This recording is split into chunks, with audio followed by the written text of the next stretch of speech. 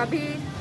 तुरंत में हर्रई ब्लॉक में जो घटना घटित हुई है कि हमारी साथी बहन एनएम के साथ और साथी बहन सीएचओ के साथ जो वहाँ पे दुर्व्यवहार हुआ है, बंधक बनाया गया है,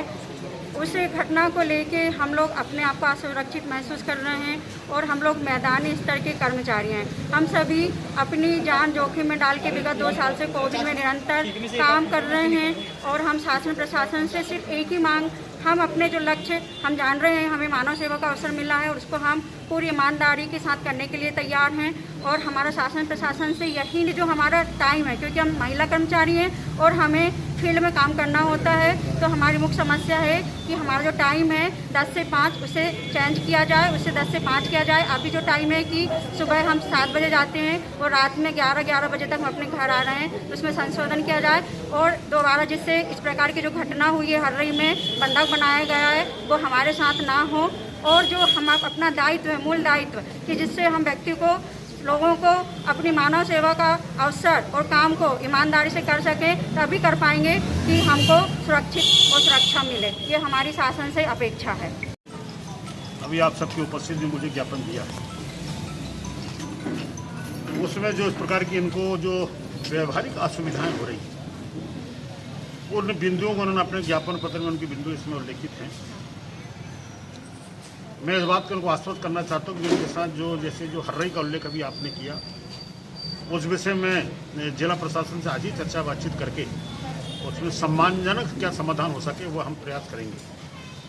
दूसरा, जो समय सीमा की जो इन्होंने चर्चा बातचीत की है, स्वाभाविक वैक्सीनेशन वाला भी एक बहुत बड़ी चुनौती देश और प्रदेश के सामने भी है, हमारे अपने जिले के सामने में भी है, क्योंकि जीवन और जीवन यापन 2 विषय जुड़े हुए हैं। तो सबसे पहला प्रथम बिंदु कि हम सब मिलके अपने साथ हम लोगों के जीवन को कैसे सुरक्षित करें, और जब जीवन सुरक्षित होगा तो जीवन यापन की व्यवस्था निश्चित तौर पर होगी। इसमें 2 मत नहीं कि हमारे अपने फ्रंट वर्कर की दृष्टिकोण, जो हमारे अपने स्वास्थ्य कार्यकर्ता हैं, जिन्होंने इस कोविड के भयंकर भयभीत संकट में भी अपना योगदान दिया है, लेकिन अभी चुनौती कि तीसरा वेव ना आ सके, उसको हम सब मिलकर कैसे रोक सकें। ये जिला सरकार के, समाज के प्रमुख लोगों की जवाबदारी, जिम्मेदारी प्रशासन की भी है। और मैं ऐसा मानता हूँ कि हमारा अपना स्वास्थ्य जो कार्यकर्ता है वो उस वक्त भी द्वितीय वे में भी और तीसरे की सम्मानों के आधार पर भी अपने आप को समर्पित भाव काम करने को तत्पर तैयार है। लेकिन आपके पारिवारिक व्यवस्थित दृष्टिकोण देखने में जो ध्यान में निकल गए ज्ञापन के माध्यम से आ रहा है कि व्यवहारिक कठिनाई के दृष्टिकोण से उसमें कुछ समय में परिवर्तन करके हम इनको भी कैसी सुविधाएं दे सकें और हमारे अपने वैक्सीन के टारगेट को हम कैसे पूरा कर सकें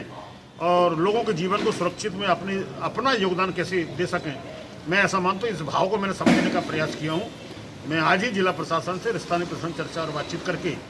सकारात्मक दृष्टिकोण से इसमें एक अच्छा रास्ता निकल सके, ऐसा मैं पूरा प्रयास करूँगा।